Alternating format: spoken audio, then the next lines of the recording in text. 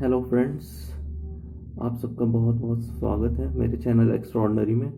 और दोस्तों, जैसा कि आप सब लोग को पता है कि हम लोग ने अपना प्रीलिम्स के जितने पेपर्स थे उन सबको सॉल्व कर लिया और उन सब की स्ट्रैटेजी के बारे में भी बात कर लिया कि हमको किस तरीके से तैयार करना है, कौन सी बुक को फॉलो करना है। लेकिन दोस्तों, आज मैं कोई नई चीज़ नहीं बताऊंगा। आज मैं बस आपसे अपना एक्सपीरियंस शेयर करूंगा। देखिए दोस्तों, मैं जब यूपी पीसीएस की प्रिपरेशन स्टार्ट किया था, ठीक है, 2014-15 में, तो उस समय मुझे बस मेरे दिमाग में ये था कि मुझे ये चीज़ करनी है।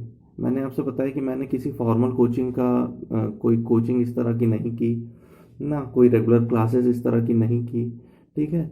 लेकिन मैं जैसे हर एक समय, हर एक पल, जब भी मुझे वक्त मिलता था मेरे काम के बाद, मैं यही सोचता था कि मैं किस तरीके से इस एग्ज़ाम को क्रैक करूँगा, मैं कैसे आगे बढ़ूंगा। और मेरा बहुत फर्म बिलीव था कि मैं कोचिंग नहीं करूंगा, क्योंकि मुझे बार बार ये लगता था कि कोचिंग हो सकता हो किसी न किसी स्तर पर आदमी की जो खुद की नैतिक सोच है उसको उसको शायद ख़त्म कर देता है।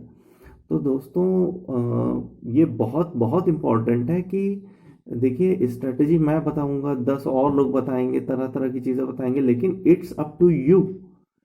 ठीक है, जैसे मैं आपको बताता हूँ कि मैं अगर रियली में देखिए, जो है, मैं बहुत ज़्यादा ऑब्लाइज्ड हूँ अभिषेक श्रीवास्तव सर का ना।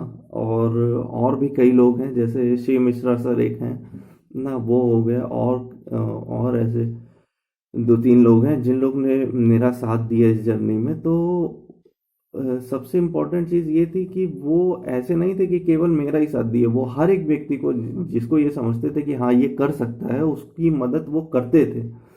लेकिन उनमें से मैं ही क्यों उसको क्वालिफाई कर पाया, तो वो यही कहते हैं कि आपको फोकस होना पड़ेगा।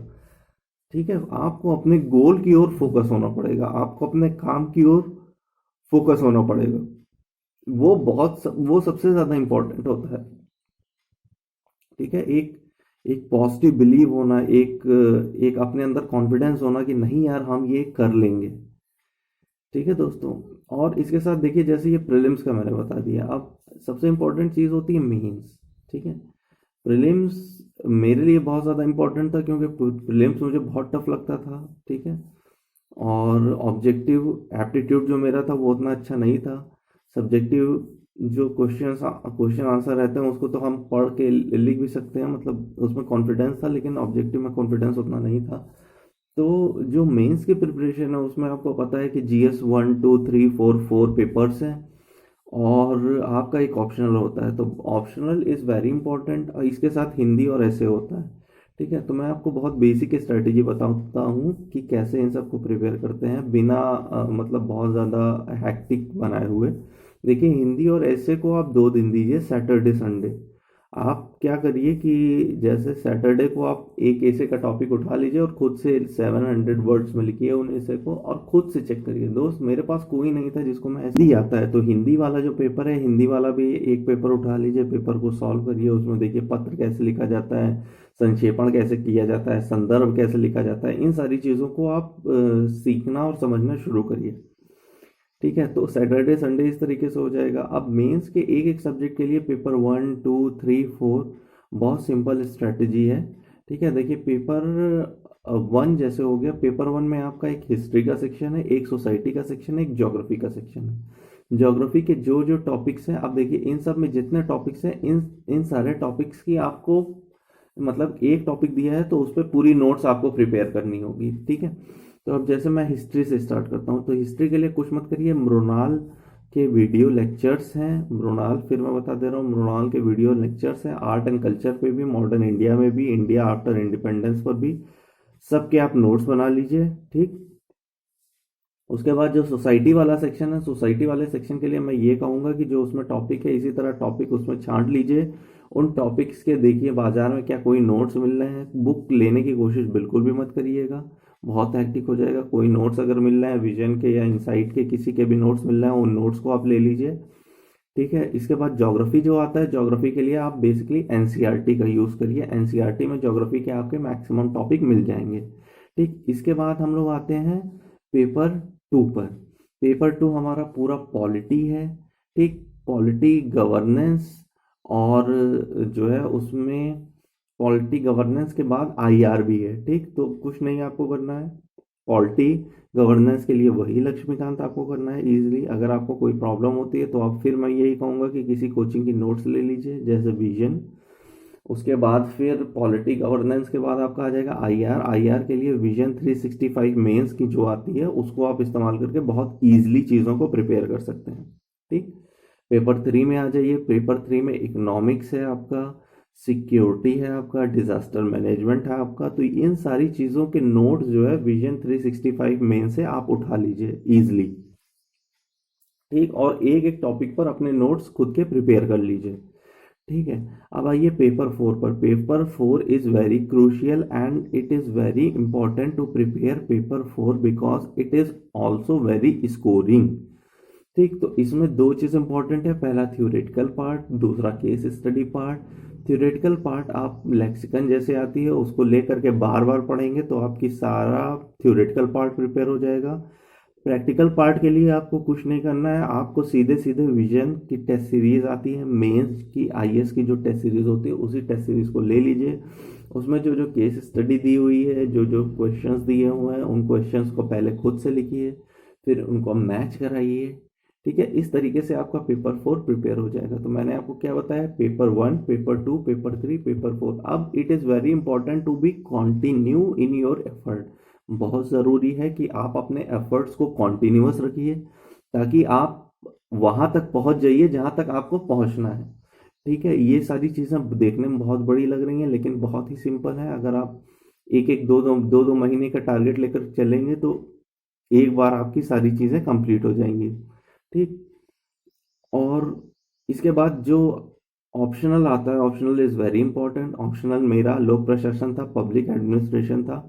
लोग मुझसे पूछते हैं आपने किस मीडियम में लिखा, तो मैंने इंग्लिश मीडियम में लिखा। देखिए, इंग्लिश हिंदी का बहुत ज़्यादा फ़र्क नहीं पड़ता है। देखिए फ़र्क कहाँ पड़ता है मैं आपको बता दूँ। जैसे हिंदी मीडियम है, ठीक, हिंदी मीडियम वाले बच्चे, अगर आपको ये लगता है कि आपकी भाषा पे पकड़ अच्छी है, यानी आप कि भाषा जो आप लिखते हैं उसको पढ़ने पर समझ में आता है, उसमें वर्तनी की गलती कम होती है, तो आप हिंदी ऑप्ट कर सकते हैं, हिंदी में पेपर लिख सकते हैं। लेकिन अगर आपको लगता है कि हिंदी में अपने भाव एक्सप्रेस नहीं कर पाते हैं, हिंदी में मात्रात्मक गलतियां ज़्यादा होती हैं, हिंदी लिखने में ज़्यादा वक्त लगता है, तो आप इंग्लिश प्रेफर कर सकते हैं। क्योंकि इंग्लिश में एज कंपेयर टू हिंदी भाव प्रकट करना आसान है, लिखना आसान है, समझना भी आसान है। ठीक है, तो इन सारे फैक्टर्स की वजह से इंग्लिश ज़्यादा स्कोरिंग हो जाता है। तो जैसे कि मैंने पब्लिक एडमिनिस्ट्रेशन लिया था, अब आप ये कहेंगे कि कैसे आपने प्रिपेयर किया। दोस्तों, मैं आपको बताऊं कि हर एक क्षण, जिस क्षण मैं अपने काम को नहीं करता था, क्योंकि आपको पता ही है कि मैं पढ़ाता भी था, ठीक है, तो मैं हमेशा सोचता रहता था कि कैसे इसको सॉल्व करें। और मैं एक जगह किसी की शादी में गया था तो वहाँ पर एक भैया थे, वो पीसीएस की तैयारी करते थे। तो ऐसे ही बात होने लगी तो उन्होंने कहा यार आप तो कोचिंग की कोई ज़रूरत नहीं होती है, आप दिल्ली जाओ, दिल्ली से नोट्स लेकर आओ और वहाँ की नोट से सारा काम हो जाता है। तो मैंने फिर यही किया। मैंने सोचा जब ये ऐसा कह रहे हैं, मतलब वो पॉइंट मैंने वहाँ से निकाल लिया, और उसके वहाँ से लौटने के कुछ ही दिन बाद मैं दिल्ली गया, और दिल्ली से फिर वहाँ से मैं पब्लिक एडमिनिस्ट्रेशन की नोट्स लेकर आया हूँ। ठीक है, पब्लिक एडमिनिस्ट्रेशन की नोट्स और पब्लिक एडमिनिस्ट्रेशन की टेस्ट सीरीज। ठीक, तो पब्लिक एडमिनिस्ट्रेशन की नोट्स ले आया, साइनर्जी की नोट्स थी। ठीक, और मैं उसको बहुत बार पढ़ा, कई बार, कम से कम आप समझ लीजिए 10 15 20 बार तो मैं पढ़ा ही होऊंगा, तब जा करके मुझे उसका क्रक्स समझ में आया। उसके बाद मैं टेस्ट देखे ल्यूकमान आईएएस, क्योंकि वहाँ पर है, उनके टेस्ट वहाँ पर अवेलेबल होते हैं। ठीक, उससे भी मटेरियल निकाल निकाल के भी मैंने अपने उसमें एडअप किया, अपने अपना जो लाकर मेरे जो नंबर थे, मेरे 250 प्लस थे। ओके, तो दोस्तों इस तरीके से मैंने लोक प्रशासन को तैयार किया। तो इस प्रकार से आप प्रीलिम्स मैंने पूरा करा ही दिया है दोस्तों। मेंस के लिए थोड़ा सा आपको एफर्ट करना पड़ेगा, ठीक। और ये आपका जो ऑब्जेक्टिव के लिए मैंने बता दिया आपको किस तरह से प्रिपेयर करना है। हिंदी ऐसे के लिए मैंने आपको बता दिया। अब ये आपके ऊपर है, आप कितना रिगरसली, कितना मेहनत करके इन सारी चीज़ों को प्रिपेयर करते हैं, ठीक है, और अपने काम में कितना ईमानदार रहते हैं। दोस्तों, कोई भी दुनिया में ऐसा नहीं है जो परफेक्ट हो। मैं खुद भी परफेक्ट नहीं हूँ। मैं खुद भी परेशान होता था, झुंझलाता था, कॉन्फिडेंस लूज होता था, लगता था कि नहीं हो पाएगा। एग्ज़ाम यहाँ पर आपको पता ही है खिसकता चला जाता था, केस हो जाते थे, सारी चीज़ों को बियर करता था, लेकिन एक टारगेट था, नहीं मुझे ये चीज़ करनी है।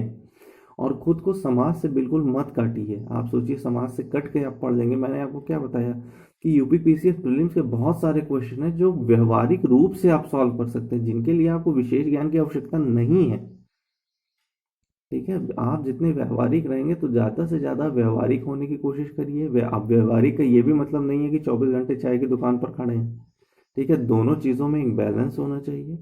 इस तरीके से आगे बढ़िए। और इंटरव्यू का फिर मैं आपको बता दूं इंटरव्यू कैसे किया। देखिए, इंटरव्यू मेरा बहुत अच्छा नहीं गया था। इंटरव्यू में मेरे नंबर भी 98 नंबर मुझे दिया आउट ऑफ 150। आउट ऑफ 150 नहीं है, आउट ऑफ 175 है, ठीक है। 98 नंबर दिया, जो कि बहुत कम है। इंटरव्यू में बहुत अच्छे नंबर मिल रहे हैं, 130 120 तक मिल रहे हैं लोगों को नंबर, ठीक है। तो दोस्तों, इंटरव्यू की प्रिपरेशन बहुत इंपॉर्टेंट है। और इंटरव्यू की प्रिपरेशन तभी हो सकती है जब आप के चारों ओर जो चीज़ें घट रही हैं उनके बारे में आप समझें, आप खुद के बारे में समझें, और ये समझें कि आप सिविल सेवक क्यों बनना चाहते हैं। अगर आपके मन के अंदर ये इस प्रश्न का उत्तर है कि मैं सिविल सेवक क्यों बनना चाहता हूँ, तब आपको आपको इंटरव्यू में डर नहीं लगेगा। मैं ये सोचता था कि मैं साइंस का स्टूडेंट हूँ, मैं इंटरव्यू में क्या कहूँगा, कैसे उनको जवाब दूंगा। लेकिन मेरे मन में बस एक ये था कि मुझे पता है कि मैं सिविल सेवक क्यों बनना चाहता हूँ। मैं सिविल सेवक इसलिए बनना चाहता हूँ क्योंकि मैं देश और समाज के लिए कार्य करना चाहता हूँ। मैं जिस पद पर चयनित हुआ हूँ उस पद पर जो मेरे कर्तव्य हैं और जो मेरी रिस्पॉन्सिबिलिटीज़ हैं उन सारों को मैं अच्छे तरीके से निभाना चाहता हूँ। एक ये आंसर था उसका। मैं मेरे अंदर ये है, मैं चाहता हूँ कि मैं अज्ञानता को दूर करूँ, लोगों को ज्ञान की ओर ले जाऊँ। मेरा टारगेट ये है कि सिविल सेवा जो मेरिट बेस्ड सेवा है, उस सेवा से आज देखिए, आज राजा महाराजा नहीं है। आज ऐसा नहीं है कि आप युद्ध करेंगे तो आपका पुरुषार्थ सिद्ध होगा। आज पुरुषार्थ सिद्ध होता है आप क्या अचीव करते हैं अपनी लाइफ में, ठीक है। तो this is an achievement of life. ये हमारे जीवन का एक अचीवमेंट है, ठीक है दोस्तों। तो इसलिए यहीं पर मैं अपनी वाणी को विराम दूंगा और ये एक्सपेक्ट करूंगा कि आप सब मेहनत करेंगे।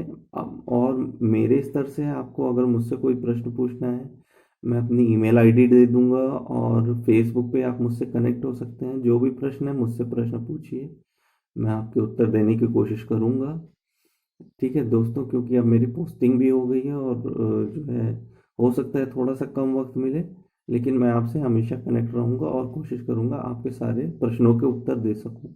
तब तक के लिए दोस्तों, जय हिंद, जय भारत। हमेशा अच्छा सोचिए, साइंटिफिक रहिए, ठीक है। अफवाहों में ना पड़िए, ठीक। खुद पर विश्वास रखिए, आगे बढ़िए।